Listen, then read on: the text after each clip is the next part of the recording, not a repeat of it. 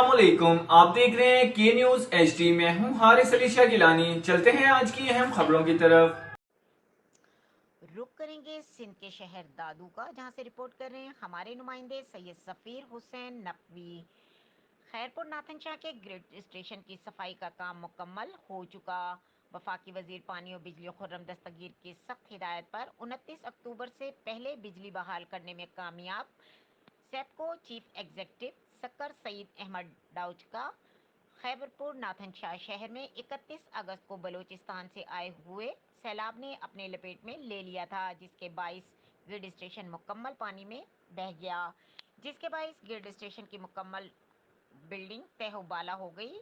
57 دن گزرنے کے بعد بھی 24 اکتوبر کو وفاقی وزیر بجلی و پانی خرم دستگیر خیرپور ناتھن شاہ گریڈ اسٹیشن کا دورہ کیا۔ سیپکو چیف سکر سعید ڈاؤڈ کا سخت ہدایت دیتے ہوئے 29 اکتوبر تک خیرپور ناتھن شاہ کی اسٹیشن بحال کر کے رپورٹ پیش کریں۔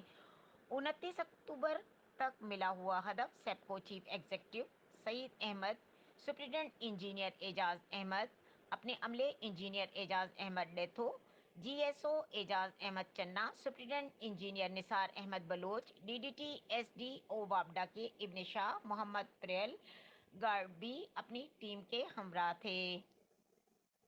مزید خبروں اور اپڈیٹس کے لیے ہمارے ساتھ رہیے گا، تب تک کے لیے اپنا خیال رکھیے گا۔ اللہ حافظ۔